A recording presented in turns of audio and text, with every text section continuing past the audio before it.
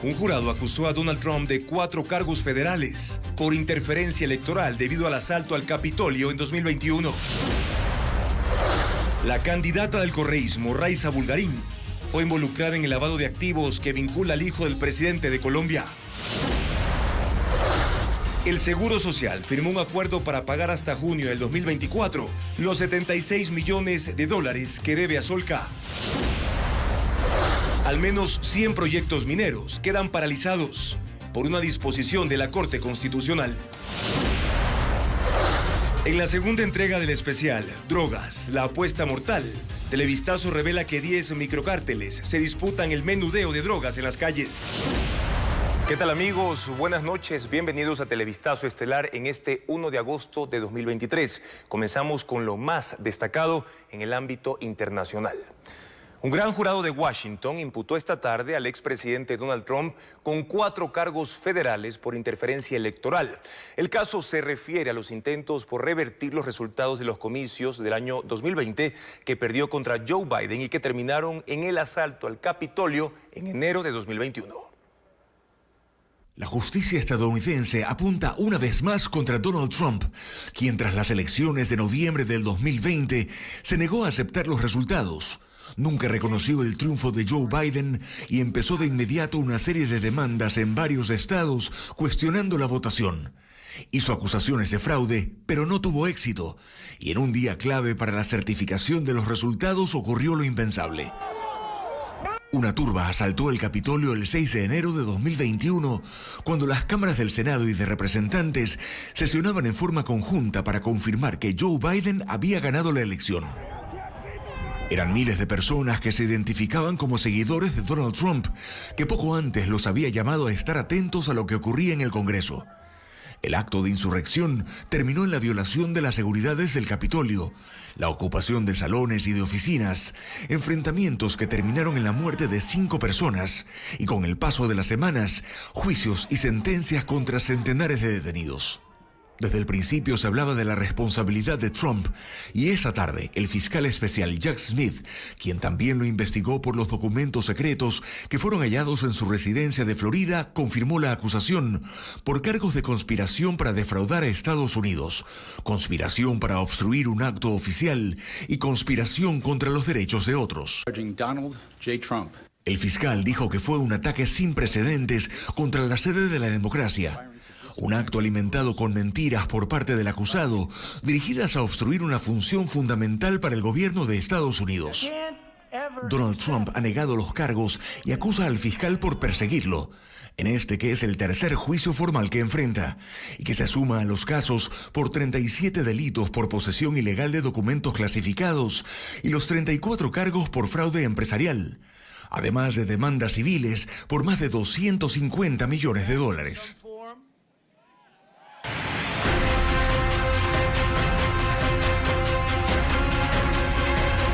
Caso Petro, el correísmo salpicado. ¿Qué pasa en Colombia con el hijo de Gustavo Petro tras su detención el fin de semana? Andrea Báez actualiza esta noticia. Andrea. Juan Carlos, ya se llevó a cabo la audiencia de formulación de cargos en contra de Nicolás Petro, hijo del presidente de Colombia, imputado por enriquecimiento ilícito y lavado de activos. La exesposa de Nicolás Petro, Daisuri Vázquez, también está implicada y compareció ante un juez. Nicolás Petro Burgos está sindicado por el manejo de al menos $250.000 recibidos para la campaña presidencial de su padre, Gustavo Petro, en 2022. Según la Fiscalía, el dinero fue entregado por exnarcotraficantes, políticos y otras personas investigadas y condenadas por corrupción en Colombia. Petro Burgos, también diputado de la Asamblea por el Departamento del Atlántico, está frente a la justicia por la comisión de hechos delictivos relacionados con enriquecimiento ilícito y lavado de activos, pues el dinero, según declaró su ex esposa, nunca fue registrado en la campaña, sino que quedó guardado en maletas y en una caja fuerte y que se destinaría, al menos en parte, para la adquisición de una vivienda.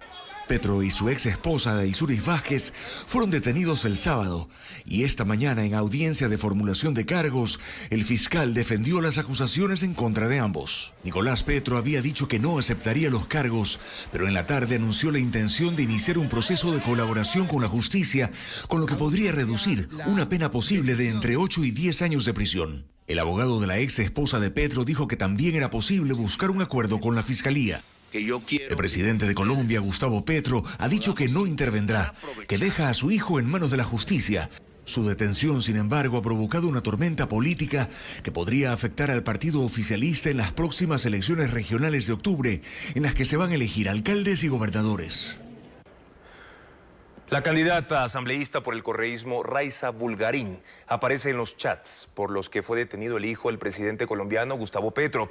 Las conversaciones describen la presunta recaudación ilícita de dinero para la campaña presidencial que fueron reveladas por la revista Semana de Colombia. Paul Romero con más datos. El escándalo en Colombia por la detención de Nicolás Petro, hijo mayor del presidente Gustavo Petro, vincula al correísmo en el Ecuador. La revista Semana publicó parte de la investigación sobre los vínculos de Nicolás, su ex esposa Day Vázquez, con Raiza Bulgarín, pareja sentimental de Camilo Burgos, primo y mano derecha del hijo del presidente de Colombia. Los cuatro aparecen juntos en una fotografía. Nicolás Petro es acusado por la Fiscalía de Colombia de lavado de activos y enriquecimiento ilícito durante la campaña electoral de su padre en 2022. Este fin de semana, tras la detención de Petro, la revista publicó los chats de una conversación entre Nicolás y su ex esposa, quien menciona a Raiza para el movimiento en efectivo desde Bogotá a Barranquilla de 200 millones de pesos, es decir, $50.000. De ese monto, según las conversaciones judicializadas por la Fiscalía colombiana, Raiza Bulgarín trasladó 50 millones de pesos, es decir, más de $12.000. Bulgarín es militante del correísmo y consta en la lista de candidatos a la Asamblea para las elecciones del 20 de agosto. Según información del CNE, es suplente de José Agualzaca, cuarto en la lista de 15 asambleístas nacionales por la Revolución Ciudadana. La prensa colombiana vincula los nexos de Bulgarín con una eventual participación de Vinicio Alvarado Espinel, quien fue el estratega de la campaña que llevó a Gustavo Petro a la presidencia de Colombia. Alvarado, prófugo de la justicia, uno de los 20 sentenciados por el caso Sobornos 2012-2016, dirige desde el exterior la campaña electoral de Luisa González, candidata a la presidencia por el correísmo. El movimiento Revolución Ciudadana no se ha pronunciado sobre esta investigación que involucra a una de sus candidatas.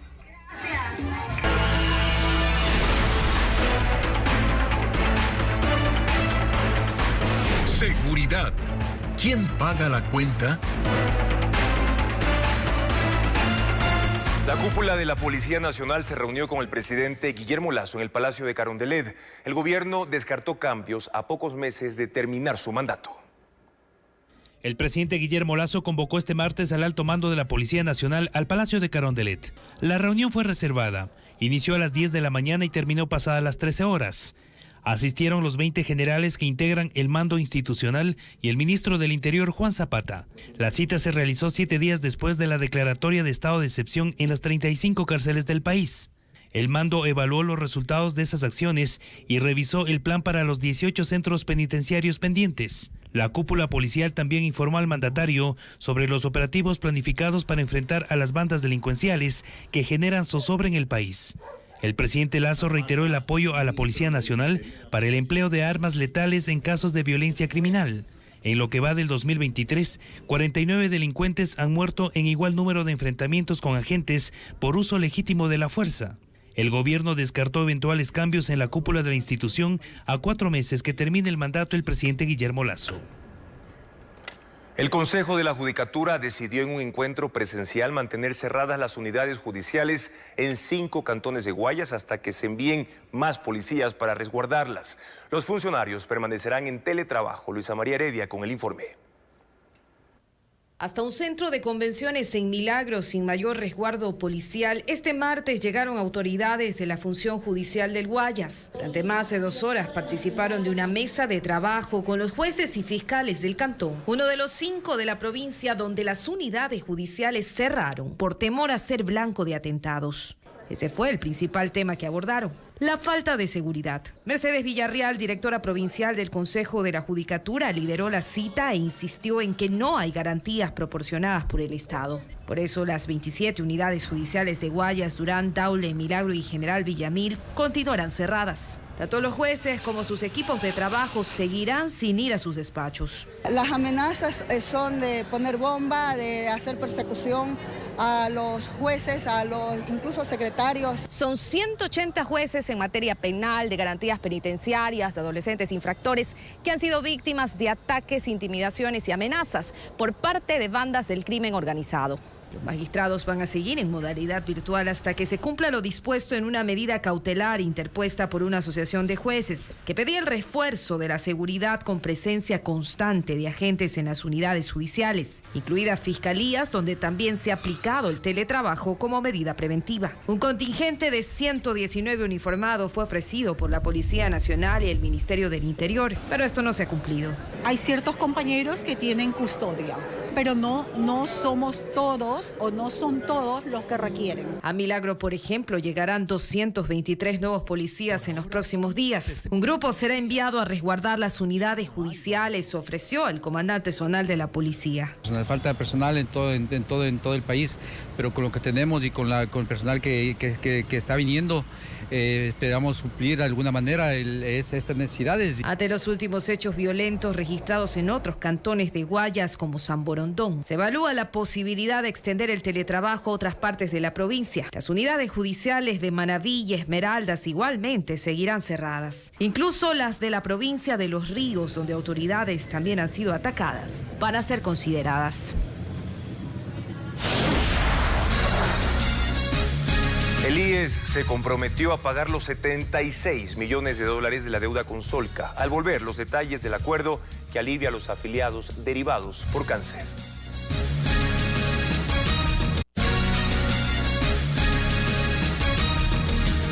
El IES finalmente llegó a un acuerdo de pago con Solca. Este retraso ponía en riesgo la sostenibilidad de la entidad y también las derivaciones de pacientes nuevos de la Seguridad Social. Carla Delgado amplía el tema. Tras 1 año y medio de negociaciones, el Instituto Ecuatoriano de Seguridad Social se comprometió a pagar a Solca la totalidad de la deuda por prestaciones de servicios oncológicos.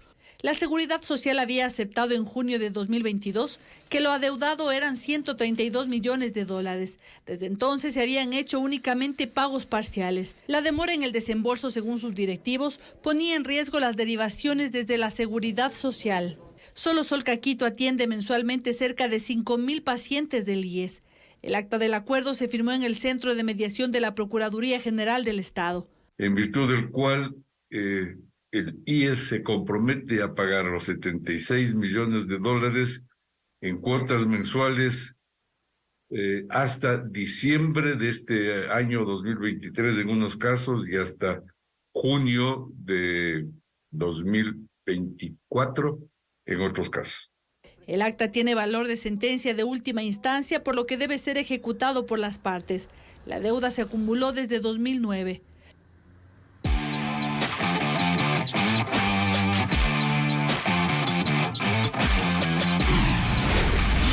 Es presentado gracias a Crédito Pyme Pacífico. Conoce más en bancodelpacifico.com. El ecuatoriano Alexander Cepeda triunfó en la segunda etapa del Tour de l'Ain en Francia y se convirtió de esta manera en el nuevo líder de la clasificación general de esta carrera de 3 etapas. Cepeda obtuvo su primera victoria con el equipo EF Education Easy Post y se perfila como el candidato a llevarse el título. El triunfo del tricolor llegó con algo de polémica, ya que en la disputa por ganar la etapa, Michael Storer, su rival, cayó junto a la meta. Liga de Quito viajó esta mañana a Chile para enfrentar a Ñublense en el marco de la Copa Sudamericana. En la delegación del Rey de Copas viajaron los flamantes refuerzos Jefferson Valverde y Paolo Guerrero. El entrenador Luis Ubeldía no podrá contar con Johan Julio por suspensión. En su lugar estará Sebastián González. Además, José Angulo se perfila como el piloto de ataque para el duelo contra los chilenos, que será este jueves. Sabemos que va a ser un partido duro, un partido difícil, como en todos los partidos de octavos de final.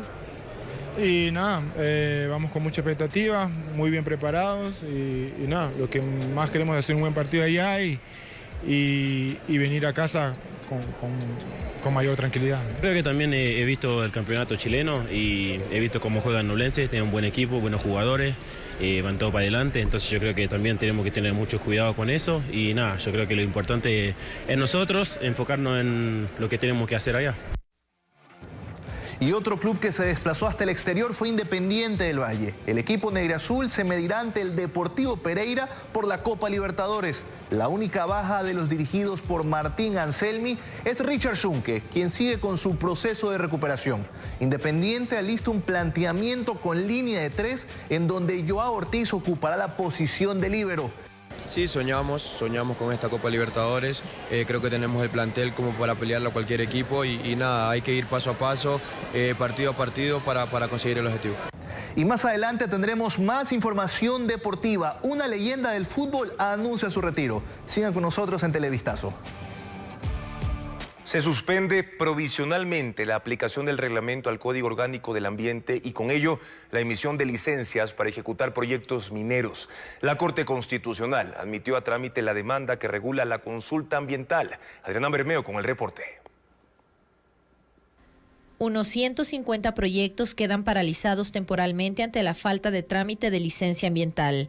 Ese es el resultado de una decisión de la Corte Constitucional que admitió a trámite la acción de inconstitucionalidad contra el Decreto Ejecutivo 754, con el que se reformó el reglamento al Código del Ambiente. Ese decreto permitía realizar y regular la consulta ambiental en comunidades para dar paso a proyectos de extracción minera. La demanda fue presentada el 13 de junio por la Confederación de Nacionalidades Indígenas, la Fundación Pachamama, el Centro de Derechos Humanos de la Universidad Católica y activistas antimineros. En el dictamen de admisibilidad, la Corte suspende provisionalmente la aplicación del decreto. Esto significa que el Ministerio del Ambiente no podrá emitir licencias para que las empresas y entidades públicas ejecuten proyectos e inversiones relacionadas con la extracción minera. Según cifras del Ministerio del Ambiente, hasta junio de este año hay más de 155 propuestas que no han logrado concretarse por no contar con licencia ambiental y no están relacionadas únicamente con la minería. Contempla iniciativas eléctricas e hidrocarburíferas. Incluso hay proyectos que ya han iniciado una fase previa de consulta y que ahora quedan en suspenso. En la parroquia Las Naves, provincia de Bolívar, por el proyecto minero Domo Curipamba. En la parroquia Palo Quemado, provincia de Cotopaxi, por el proyecto minero Plata. Migrantes ecuatorianos duermen en la calle porque no hay espacio en los refugios de Manhattan. Al volver, los testimonios de quienes pusieron en riesgo su vida viajando con coyoteros y llegaron a Nueva York.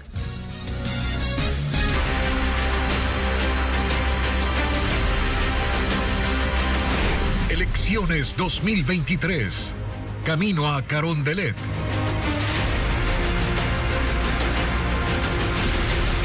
Los candidatos a la presidencia de la República se dispersan nuevamente por el país. Francisco Garcés, pendiente de sus agendas.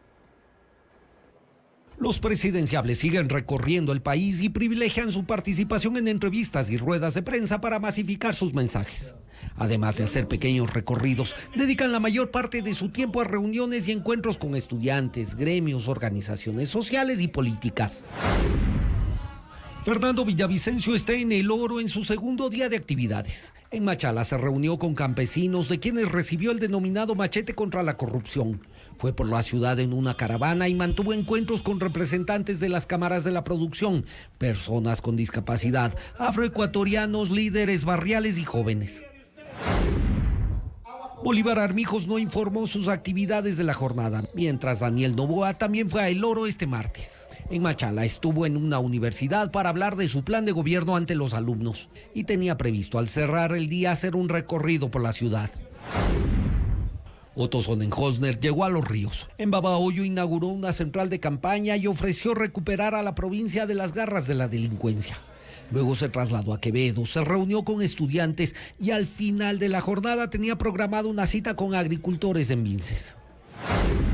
Luisa González está por segundo día en Quito. En la mañana visitó Tumbaco y charló con representantes de las juntas de agua de Pichincha. Estuvo acompañada de varios candidatos a la asamblea y para cerrar el día fue al norte de la ciudad y en el Parque de Calderón mantuvo una reunión con mujeres emprendedoras. En la capital también estuvo Yacu Pérez, quien conversó con representantes de los jubilados del IES. firmó un documento de 13 puntos en el que se compromete a respetar los derechos de los jubilados y afiliados, además de la autonomía del instituto, y anunció que de ser presidente dará al IES el Banco del Pacífico como parte de pago de la deuda del Estado con la Seguridad Social. Y Javier Herbas también se mantuvo en la capital. Durante casi todo el día atendió entrevistas con medios de comunicación. Solo en la noche tenía reuniones pactadas, una con empresarios y un conversatorio con otros ciudadanos. Y Jan Topic llegó a Santo Domingo en helicóptero. Le recibió su compañera de fórmula Diana Jacome, con quien se presentó ante los medios de comunicación y reiteró su plan de seguridad y explicó cómo retomará el control de las cárceles del país. El aspirante a la presidencia por el movimiento Construye utiliza la palabra valiente para su eslogan y promoción. Pero ¿cuál es su estrategia para convencer al electorado? Patricio Díaz con un diagnóstico de su candidatura. Fernando Villavicencio Valencia. Fernando Villavicencio centró su estrategia a mostrarse como el candidato que representa al anticorreísmo. Dice que se va a reunir con los 10 más buscados. Sus denuncias de corrupción contra miembros del gobierno de Rafael Correa, contra el mismo expresidente o los representantes de su movimiento, le valieron esa imagen que aprovecha en campaña y que la consolidó también durante su tiempo como asambleísta. Sus opositores lo llegaron a llamar incluso el denunciólogo. Villavicencio labró su imagen con su trabajo de investigación, pasando del lado del periodista al político. La limitante que ha tenido en este minuto la campaña de Villavicencio es que si por el un lado le ha ayudado en posicionamiento y en recordación, por el otro lado el anticorreísmo tiene un techo. Villavicencio construyó su candidatura solo, un mérito que el movimiento Construye no puede complementar al no tener ni la fuerza ni la estructura para impulsarlo en campaña. Tenemos el plan anti-impunidad. Acude entonces a las que considera sus fortalezas, sus investigaciones sobre corrupción y las mismas mafias del narcotráfico o minería ilegal, como la llama. Se les acaba el tiempo. Los confronta en sus discursos y utiliza la palabra valiente en sus intervenciones y productos promocionales. Necesita desagregar un poco más, porque no se trata solamente de lucha contra mafias, sino de estrategias que le den certeza a la ciudadanía de retomar un camino de mayor seguridad. A 21 días de las elecciones, Fernando Villavicencio tiene el reto de ampliar su mensaje más allá del anticorreísmo y captar el electorado necesario para llegar a Carondelet. Ecuatorianos que buscan refugio en Estados Unidos enfrentan difíciles momentos en medio de la crisis migratoria en Nueva York. Fabiola Santana nos presenta algunos testimonios. El drama de los migrantes que buscan refugio fuera del centro de admisión de Nueva York en Manhattan alcanza a los ecuatorianos. Edison Díaz viajó durante 15 días de manera irregular, puso en riesgo su vida y al llegar dijo que nada es como lo imaginó. Yo sé que todo es fácil y también se ve en redes sociales y todo, que la vida es fácil, pero aquí no. Está duro aquí. No, aquí no permiten estar en la casa de los familiares. Uno toca entrar escondido y ahí no permiten las leyes de aquí estar ahí. Y ya toca salir a buscar otro lado donde quedarse. Es por eso que buscan el asilo en Nueva York, pero ha sido difícil pues su alcalde alertó que sus capacidades ya fueron rebasadas por la crisis migratoria. Este machaleño dormirá por cuarto día en la calle. Aguantando sol, ayer nos llovió. Tú sabes que igual uno nunca preocupa a la familia. No se enteran al 100% de lo que uno vive acá, al menos que sea por las noticias. ¿Pasaste duras cosas en la... Claro, extorsiones, secuestros, malos tratos, racismo. Sin embargo, no se arrepiente de haber cruzado el Darién. La verdad, uno viene preparado para luchar porque sale de su país por cosas peores. Tú te ganas, por decirte, $15 el día y el fin de semana que tú vas a cobrar tus 120 que te ganas a la semana, te pueden matar por robarte esos 120. Aquí a la final sufres un poquito, pero estás vivo, ¿me entiendes? Y sabemos que esto es momentáneo, porque cuando ya consigamos dónde quedarnos, comencemos a trabajar, comencemos a producir, las cosas cambian. Este ciudadano de Babahoyo era taxista, ocultó su identidad, cuenta que salió del Ecuador por seguridad. Me asaltaron y me secuestraron, casi me matan. Me cortaron aquí, aquí, acá, es parte de lo que uno vive, por quererse ganar la vida ya. Eso es lo que nos motiva, ¿no? Lo que nos inspira a venir acá y la aspiración de un mejor futuro. No hay cifras oficiales de cuántos ecuatorianos se encuentran en Estados Unidos en situación irregular, pero según el gobierno de Panamá, este año 35,000 conciudadanos pasaron por la selva del Darién con rumbo a Norteamérica. El gobierno deberá corregir el acuerdo comercial firmado con Costa Rica para que pueda seguir el trámite en la Asamblea Nacional. Así lo decidió la Corte Constitucional en una votación dividida, como informa Jacqueline Rodas. El acuerdo comercial entre Ecuador y Costa Rica, firmado hace 5 meses por los presidentes de ambos países, enfrenta un obstáculo. La Corte Constitucional, en una decisión que dividió a los jueces en 5 contra 4, condicionó el dictamen favorable a la corrección de un punto relacionado con el control de las inversiones en el sistema financiero. La mayoría consideró que ese capital extranjero debe ser regulado por las leyes y organismos de Ecuador, pero el acuerdo contempla que se sometan a arbitraje internacional. Para los magistrados Enrique Herrería, Ali Lozada, Richard Ortiz, Alejandra Cárdenas y Joel Escudero, eso viola el artículo 422 de la Constitución, que prohíbe firmar tratados internacionales que cedan soberanía. Si el gobierno subsana el tema, el trámite continuará en la nueva Asamblea Nacional que se posesionará en noviembre. Marcaron distancia las juezas Daniela Salazar, Carla Andrade, Carmen Corral y Teresa Núquez. Para ellas, la decisión de mayoría desconoce el mandato constitucional de integración económica entre los estados latinoamericanos que incluye a Ecuador y Costa Rica. El gobierno reaccionó en un comunicado, critica la falta de coherencia de la Corte, considera que es un precedente peligroso que pone en riesgo la generación de empleo, las inversiones y la certeza jurídica.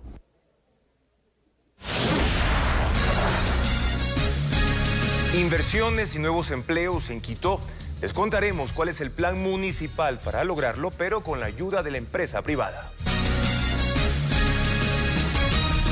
Dinero para créditos que irán a micro, pequeñas y medianas empresas ingresa al Sistema Financiero Nacional. Son 300 millones de dólares que provienen del Banco Interamericano de Desarrollo, con los que se busca fortalecer a más de 30,000 emprendimientos. Las micro, pequeñas y medianas empresas de Ecuador podrán acceder a una nueva oferta de créditos en el sistema financiero privado. Esta posibilidad se genera por la llegada de los primeros 100 millones de dólares de un total de 300 que el Banco Interamericano de Desarrollo entregará a la Corporación Financiera Nacional. Además, se espera un desembolso similar de 300 millones por parte del Banco Mundial. 500 millones de dólares entre las dos instituciones multilaterales y 100 millones adicionales para el Fondo Nacional de Garantía. La Corporación Financiera desde el pasado viernes viene entregando a cada institución bancaria los recursos y se destaca el apetito que existe en el mercado por estos créditos, lo que provocaría que se adelanten algunas acciones. Y si logramos poner como creemos estos 100 millones que tenemos en los próximos 15 días y los bancos los van a colocar inmediatamente porque es lo que nos han manifestado, podemos pedirle el segundo desembolso al BID de 150 millones más.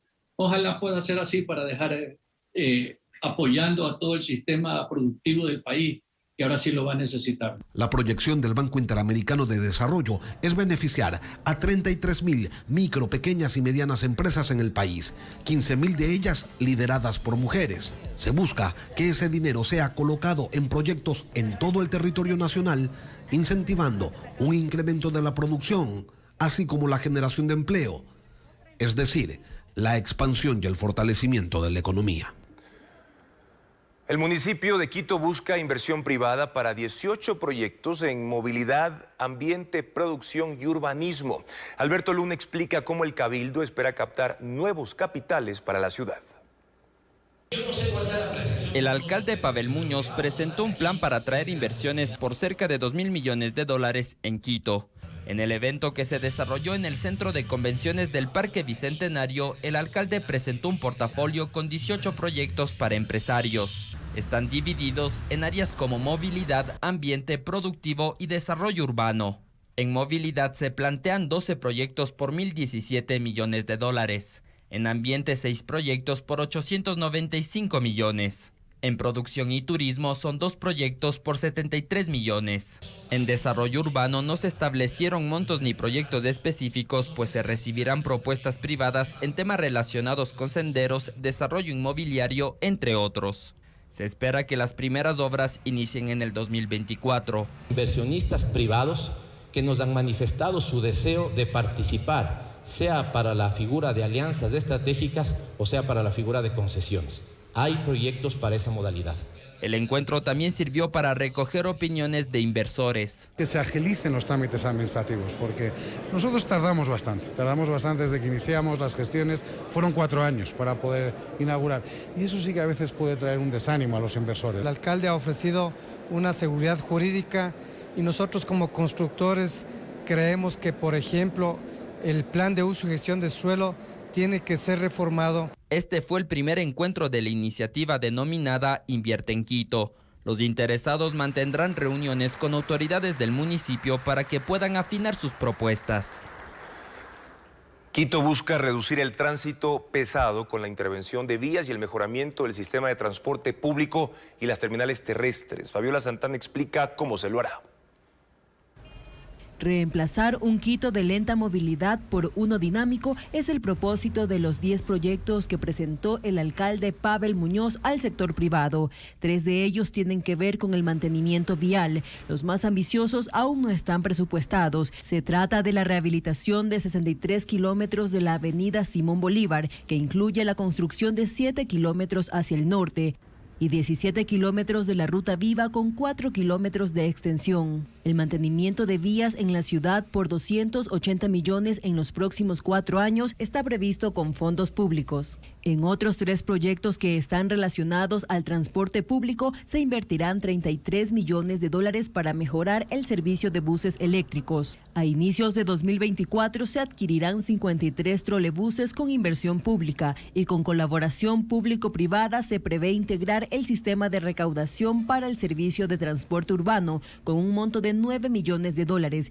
y 50 millones para implementar un sistema de tránsito inteligente que incluye modernizar los semáforos. También se prevé mejorar el sistema de estacionamientos y no se descarta que la zona azul sea administrada por el sector privado, así como la concesión de terminales terrestres mediante alianzas estratégicas. La ejecución de estos proyectos dependerá del interés del sector privado, que ya conoce las propuestas.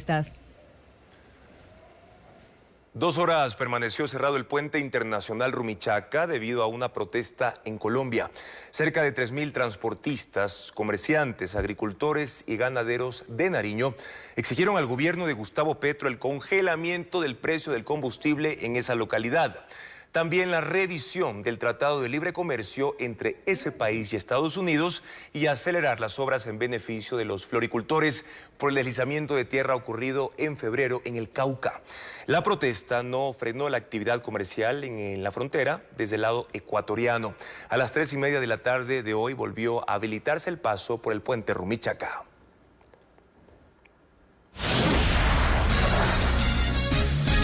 Los microtraficantes buscan consumidores porque los cárteles les pagan con droga y no con dinero. ¿Cómo dejar esa adicción y dónde pedir ayuda? Se lo contamos al volver. Quédense con nosotros en Televistazo. Y ahora doy paso a los magníficos periodistas jóvenes de Coavisa. Con mayores retos, pero con el mismo objetivo. Ocuparnos de cada uno de sus temas, que son nuestras preocupaciones, para que mediante cada noticia aportemos a sus vidas con la credibilidad de siempre. Televistazo, Ecuador y el mundo en 90 minutos.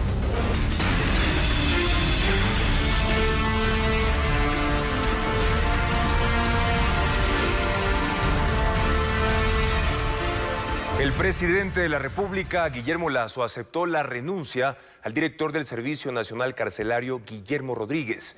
Ocurre una semana después de una intervención en la penitenciaría del Litoral con 2.700 policías y militares, con la que se decomisaron fusiles, decenas de miles de municiones y hasta un lanzagranadas. La salida de Rodríguez fue anunciada por la Secretaría de Comunicación del Gobierno, pero no se especificaron los motivos.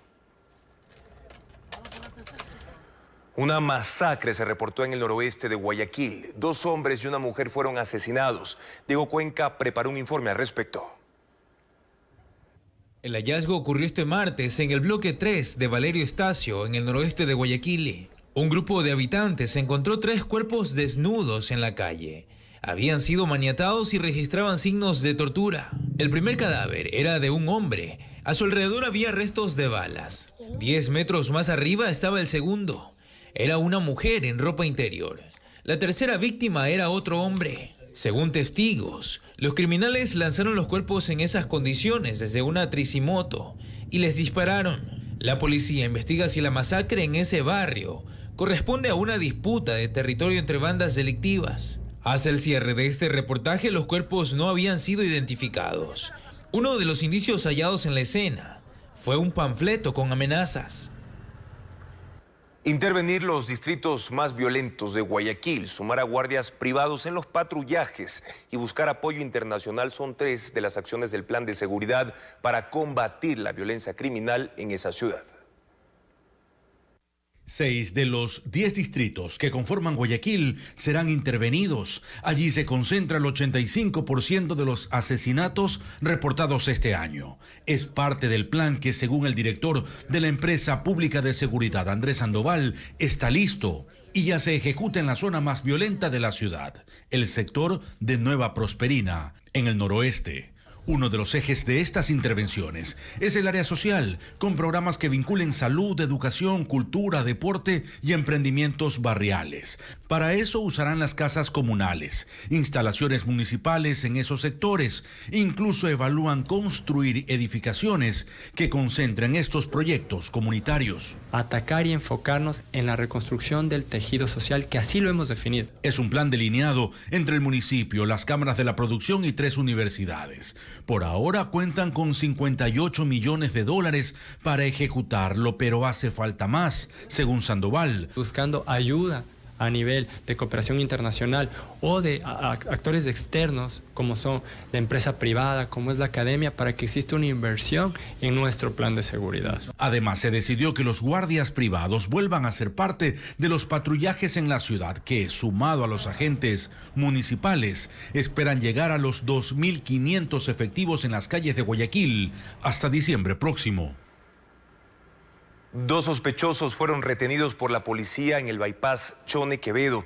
Los antisociales dispararon a los uniformados haciendo uso progresivo de la fuerza, logrando neutralizarlos. Ítalo Ruiz, con imágenes de Saracay TV, nos tiene un informe. 2 hombres armados a bordo de una motocicleta intentaban robar en Santo Domingo. Al ser visto por policías, se inició una persecución. Los sospechosos dispararon en contra de los uniformados, quienes respondieron con el uso progresivo de la fuerza. Ocurrió en el bypass Quito Quevedo. Este es el 4º caso de este tipo reportado en la provincia en lo que va del año. Al final, los 2 hombres fueron retenidos. Uno de ellos es menor de edad y su acompañante, quien resultó herido, fue trasladado a un hospital con custodia policial. Los agentes decomisaron municiones, un arma y la moto. Representantes de 3 universidades, cámaras de la producción y municipio conformaron un comité por la seguridad ciudadana de Guayaquil. William Young informa que presentaron propuestas para elaborar estrategias contra la violencia criminal. Este comité viajó a Medellín, Colombia, el mes pasado para reunirse con exalcaldes y delegados de diversos sectores de esa ciudad que enfrentó y sobrevivió a la ola criminal provocada por el narcotráfico desde la década de los 80.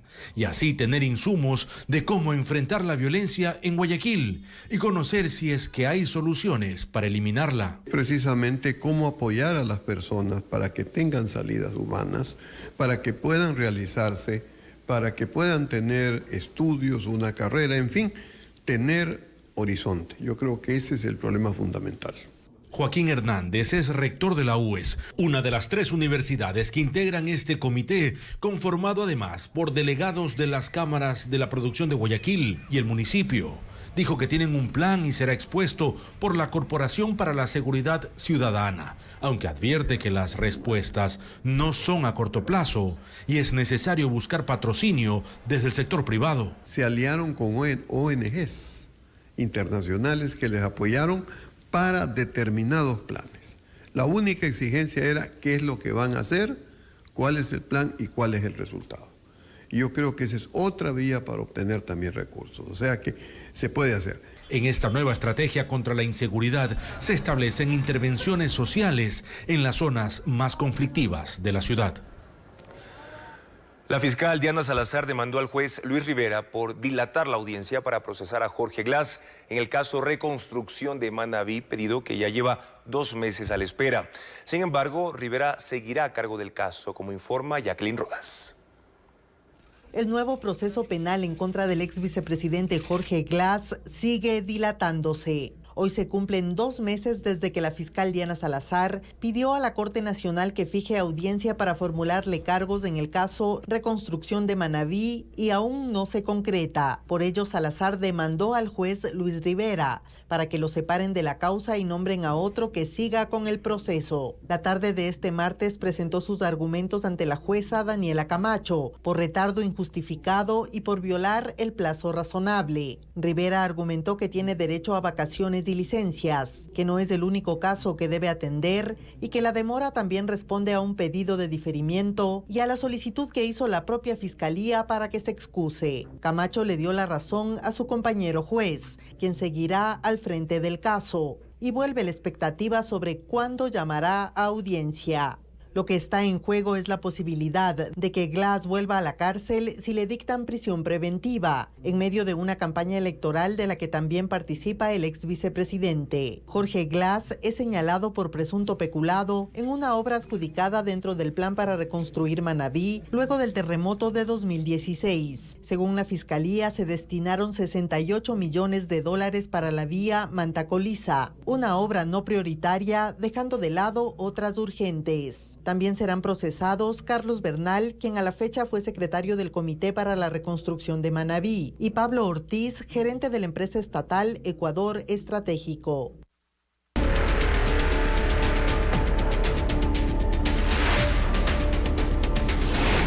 Drogas, la apuesta mortal.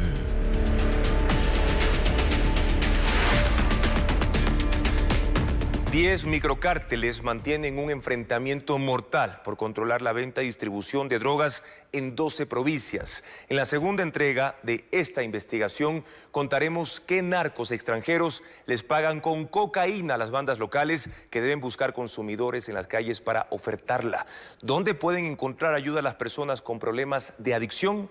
Lo cuenta Merlín Ochoa.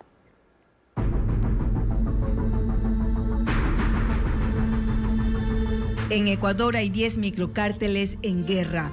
Luchan por el territorio para distribuir drogas en pequeñas cantidades. Primero convierten en adictas a las personas y le entregan el alcaloide para que lo vendan en escuelas o barrios y les pagan con dosis para su consumo. Según la policía, en 2 décadas, esta disputa se ha extendido a 12 provincias. Esmeraldas, Manabí, Guayas, Los Ríos, Santa Elena, El Oro, Carchi, Imbabura, Santo Domingo, Pichincha, Tungurahua y Loja. La drogadicción es una enfermedad crónica caracterizada por la búsqueda y uso compulsivo e incontrolable de una droga. El Ministerio de Salud no sabe cuántas personas la padecen actualmente, pero en el 2022, 70.100 ciudadanos fueron atendidos por consumo de drogas en el sistema público.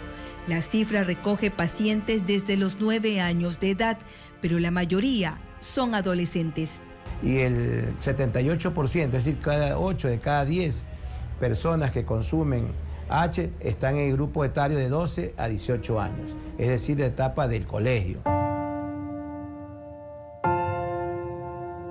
En el microtráfico, la cocaína sigue siendo el narcótico más común, pero en las calles se comercializan otras sustancias como la denominada H, ploplo, creepy, marihuana y de manera escasa drogas sintéticas como el fentanilo. Y ahora la sustancia que desde el 2013 aparece desde la cárcel de Guayaquil y sale al cantón Guayaquil y sus cantones aledaños, que es conocida como la H, pero es una droga artesanal. Cada quien involucra un químico más para poder aumentar la cantidad y por ende tener mayores ganancias al distribuirla al menudeo, ¿no?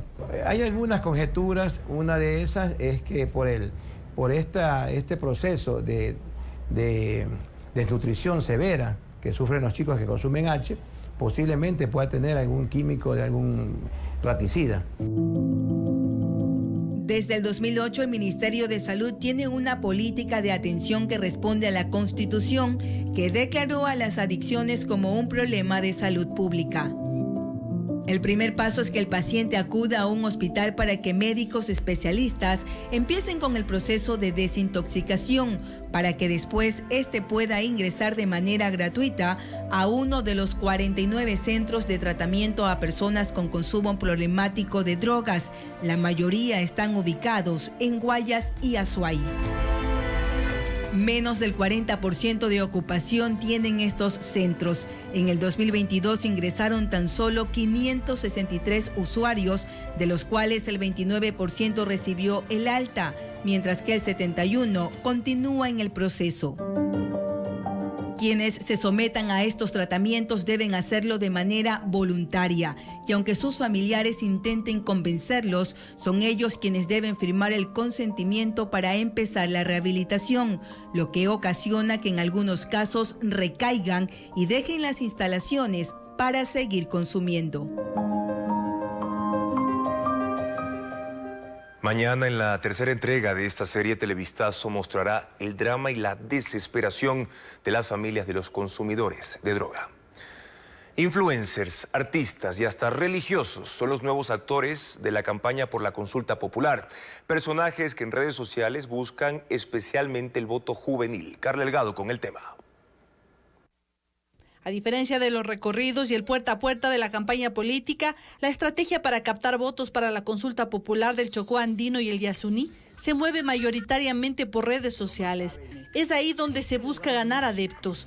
Las organizaciones calificadas para promover el sí buscan todo tipo de estrategias, apadrinadas por figuras públicas de entre estos actores reconocidos, que intentan promover en Facebook, Instagram y TikTok a un voto consciente.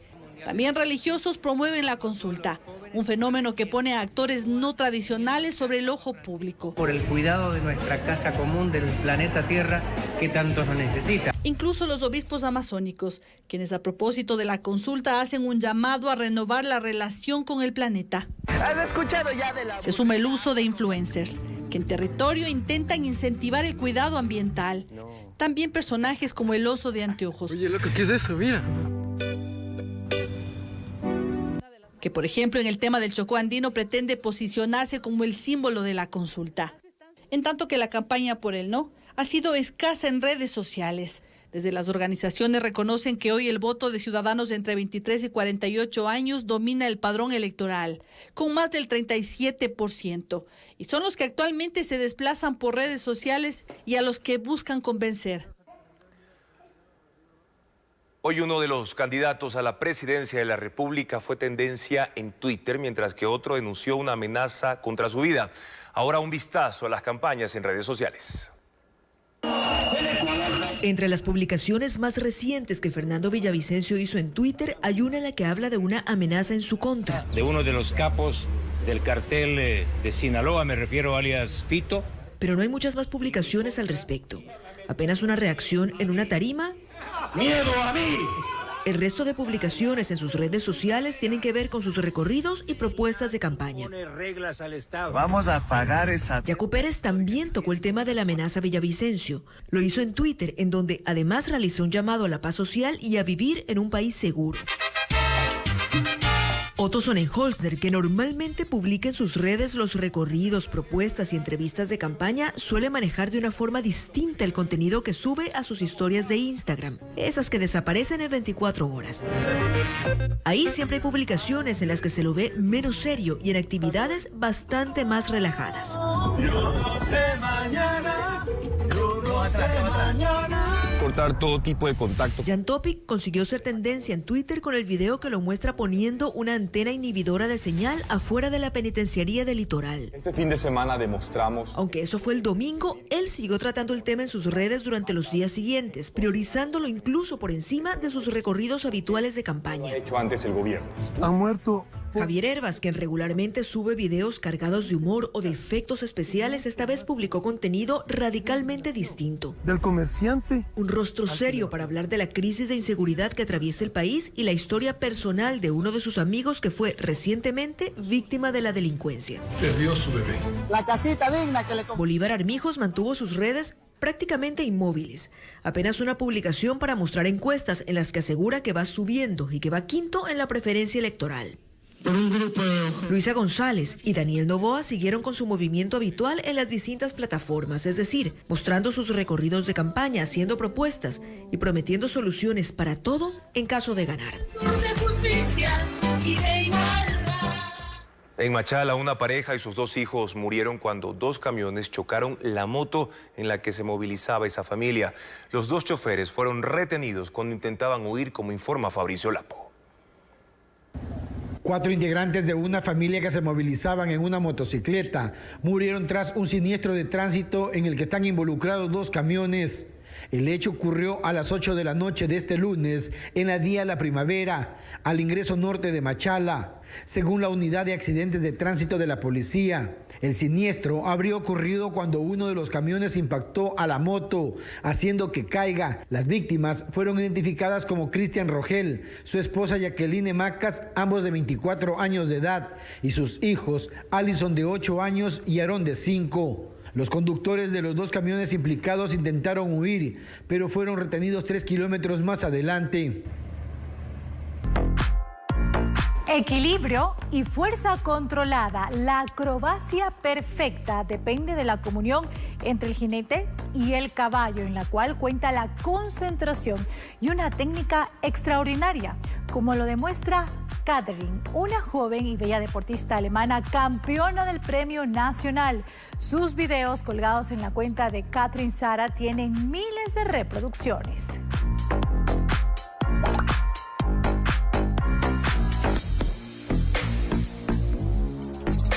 Una explosión de realidad, desde lo más simple como un botellón de agua hasta que este explota y se convierte en una ola gigantesca para surfear.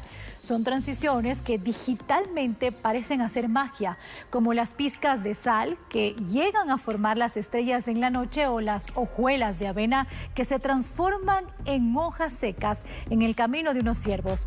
El creador es Oleki, quien publica sus videos en Instagram y tiene millones de reproducciones.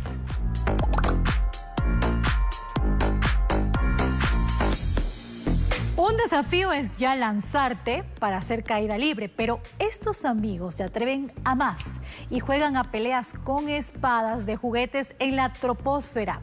El video publicado en la cuenta de Sekerlen Osman tiene 1.3 millones de reproducciones.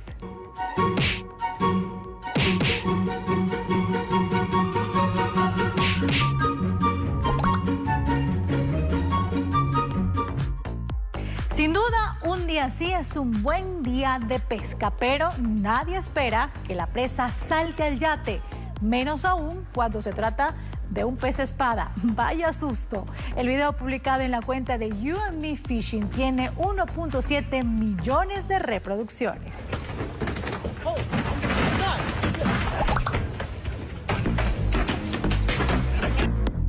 La paciencia es una virtud, incluso en los caminos, y más si te encuentras con esta fila de gansos comandada por Mamá Gansa y supervisada por otros severos vigilantes de los más pequeños. Son los gansos de Vancouver, en Canadá, que suelen frecuentar la zona. El video publicado en Instagram tiene más de 32,000 likes. ¡Qué vista y qué ciudad tan extraordinaria! es Amalfi, una ciudad construida por debajo de acantilados escarpados en la costa suroeste de Italia. Fue la sede de una poderosa república marítima en siglos pasados y es fácil perderse en el encanto de una postal romántica con años de historia. El video publicado en YouTube tiene 13.000 likes y más de 300.000 reproducciones. Recuerde que más noticias usted la puede encontrar en nuestro portal web www.ecuavisa.com. La moda circular gana espacio en Ecuador. Se trata de ropa de segunda mano en excelente estado y puesta en venta a una fracción del valor original. Adriana Bermeo visitó algunas tiendas para explicarnos cómo funciona. La venta de ropa de segunda mano, al parecer, se puso de moda. Se incrementó en un 33% en el último año, según cifras del Servicio de Rentas Internas. Se puede adquirir en internet o tiendas físicas. Además de ropa, ofrecen zapatos, carteras, bisutería en buen estado, más barata. En general, oscila entre $5 y $30 cuando se trata de vestidos de noche o chaquetas de cuero.